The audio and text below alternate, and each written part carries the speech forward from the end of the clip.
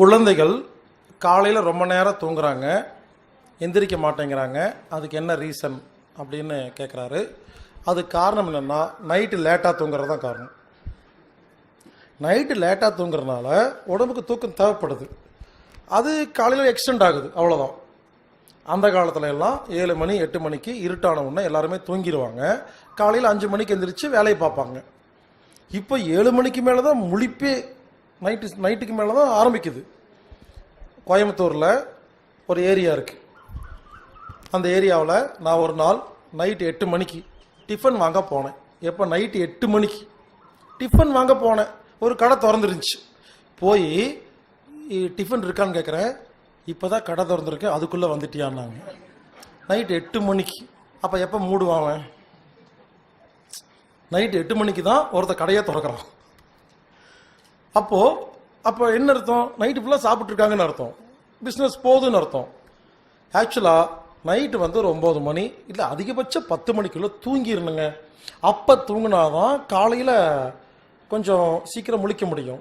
So நம்ம லேட்டாக தூங்குறது தான் ஃபஸ்ட்டு ரீசன். ரெண்டாவது, இப்போ இருக்கிற நிலைமையில உடம்புக்கு வேலை கொடுக்காமல் புத்திக்கும் மனசுக்கும் நிறைய வேலை கொடுக்கறதுனால ஓய்வு அதிகமாக தேவைப்படுது. அப்போ காலையிலேருந்து நைட்டு வரைக்கும் நிறைய புத்திக்கு மனசுக்கு வேலை கொடுத்தனால நைட்டு படுக்கிறோம் இல்லையா, நைட்டு 12 மணிக்கு, அப்போ தூக்கம் வர்றதில்லை. என்னது? ஓய்வு எடுக்குதா? அப்போ நைட்டு 12லேருந்து காலையில் 6 மணி வரைக்கும் புத்தி மனசு ரீசார்ஜ் பண்ணிட்டு இருக்கு. 6 மணிக்கு தான் உடம்புக்கே தூக்கம் வர ஆரம்பிக்குது. அதனால டயர்டாக இருக்கு, எந்திரிக்க முடியல. ஸோ அதுக்கு ஒரே ஒரு காரணம், நைட்டு லேட்டாக தூங்குறதும் உடலுக்கு வேலை கொடுக்காமல் புத்திக்கு மனசுக்கும் அதிகம் வேலை கொடுக்கறது தான் மெயின் ரீசன். அதை நம்ம ஒழுங்குபடுத்தும் பொழுது கண்டிப்பாக காலைல சீக்கிரம் எந்திரிச்சிடலாம். அதனால தான் சொல்கிறேன், இங்கே பாருங்க, நைட்டு லேட்டாக படுத்துக்குங்க. நான் வேண்டான்னு சொல்ல, காலையில் லேட்டாக எந்திரியுங்கள். ஒன்று நைட்டு சீக்கிரம் படுங்க, காலைல சீக்கிரம் எந்திரிங்க. இல்லை நைட் லேட்டாக படுங்க, நான் வேண்டாம்னு சொல்ல, காலையில் லேட்டாக எழுந்திரிங்கன்னு சொல்கிறேன். நம்ம ஏதோ ஒன்று காம்ப்ரமைஸ் பண்ணிக்கோங்க. நைட்டும் சீக்கிரமாக தான், லேட்டாக தான் படுப்பேன், காலையில் சீக்கிரமாக தான் எந்திரிப்பேங்கும் பொழுது தான் உடம்பு தன்னை குணப்படுத்த மாட்டேங்குது. இங்கே பாருங்க, இப்போ நான் சொல்கிறது எல்லாமே யூரோப் கண்ட்ரியில் இருக்கிற கலாச்சாரம் தான். இப்போ ஒரு முக்கியமான விஷயம் சொல்கிறேன். இங்கே பாருங்க, யூரோப் கண்ட்ரியில் பிரான்ஸ், ஜெர்மன், இங்கிலாந்து, இத்தாலின்னு பல்வேறு நாடுகள் இருக்கு இல்லைங்களா? ஒரு 30-35 நாடு இருக்கு. இந்த நாட்டில் எல்லா நாட்டிலையும் நல்ல எஜுகேஷன், நல்ல சிஸ்டம் எல்லாம் இருக்குதுங்க. அதை உடைத்து இந்த 13 குடும்பத்தை சேர்ந்தவங்க அந்த நாட்டையும் கெடுக்கிறதுக்காக ஸ்கீம் போட்டிருக்காங்க.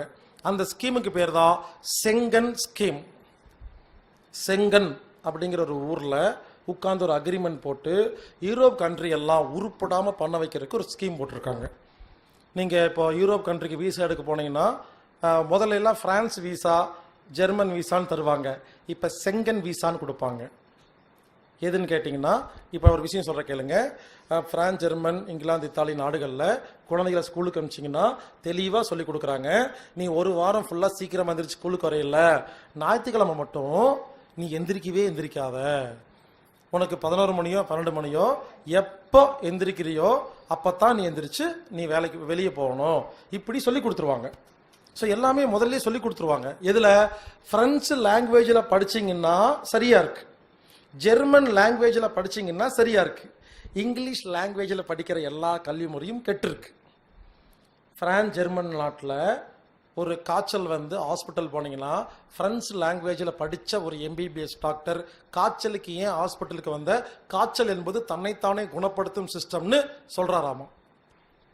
ஜெர்மன் லாங்குவேஜில் நான் சொல்கிறேன் இல்லையா, அனாட்டாமிக் தெரப்பி, அதுதான் MBBS சிலபஸ் ஜெர்மன் லாங்குவேஜில். அப்போ என்ன பண்ணிட்டானுங்க, இங்கே பாருங்க, தாய் வழி கல்வியை ஒழிச்சாத்தான் ஊரை கெடுக்க முடியும் சொல்லி தான் எல்லா நாட்டு தாய்மொழி கல்வியும் ஒழிச்சு ஆங்கிலத்தில் மாற்றிட்டு இருக்கிறாங்க. ஆங்கிலம் தான் ப்ராப்ளம், அந்தந்த நாட்டு மொழி நல்லா தான் இருக்கு. அப்போது இந்த யூரோப் கண்ட்ரியில் வேற வேற லாங்குவேஜ் இருக்கா? பிரெஞ்சுக்காரங்க பிரெஞ்சு மட்டும் தான் பேசுகிறாங்க, ஜெர்மன் பேசுகிறாங்க, ஸ்வீடிஷ் பேசுகிறாங்களா? என்ன பண்ணிட்டாங்க, தாய் மொழியை ஒழிக்க வேண்டும் சொல்லி 26 நாடுகளை ஒன்று சேர்த்து யூரோப் அப்படின்னு பேர் வச்சு ஈரோன்னு சொல்லி காசெல்லாம் ஒன்று பண்ணிட்டாங்க. இப்பெல்லாம் காசு வேற வேற இல்லை, 24 நாட்டுக்கும் ஒரே ரூபி, 24 நாட்டுக்கும் வீசா இல்லாமல் போகலாம்.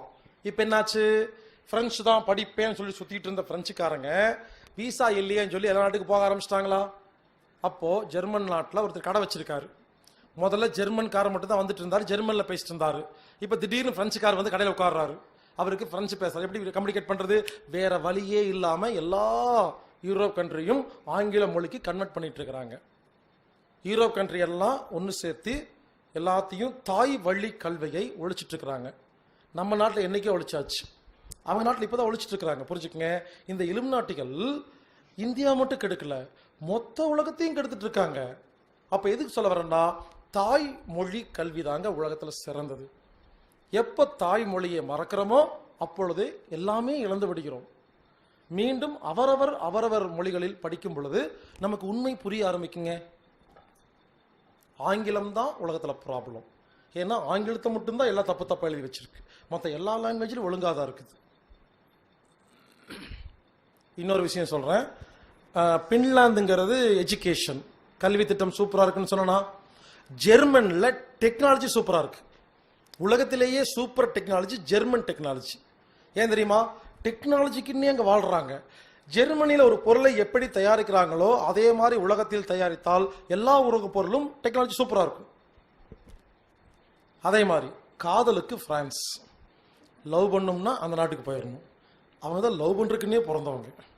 அங்க ரூல்ஸ் இருக்கு, அது அப்புறம் பார்க்கலாம். இப்படி ஒவ்வொரு நாட்டிலையும் ஒவ்வொன்றும் சிறப்பாக இருக்குதுங்க. அப்போ நம்ம எல்லா நாட்டுக்கும் போய் நல்ல விஷயத்தை மட்டும் பொறுக்கிட்டு வந்து நாம புதுசாக ஒரு திட்டத்தை வகுப்போம். இன்டர்நேஷ்னல் சிலபஸ் தயார் பண்ணுவோம். அதில் எல்லா நாட்டு சிலபஸும் வைப்போம். எந்த நாட்டில் எது சிறப்பாக இருக்கோ அதை கொண்டு வருவோம். பர்மா விருந்தோம்பலுக்கு பர்மா தாங்க உலகத்திலேயே சிறந்தது.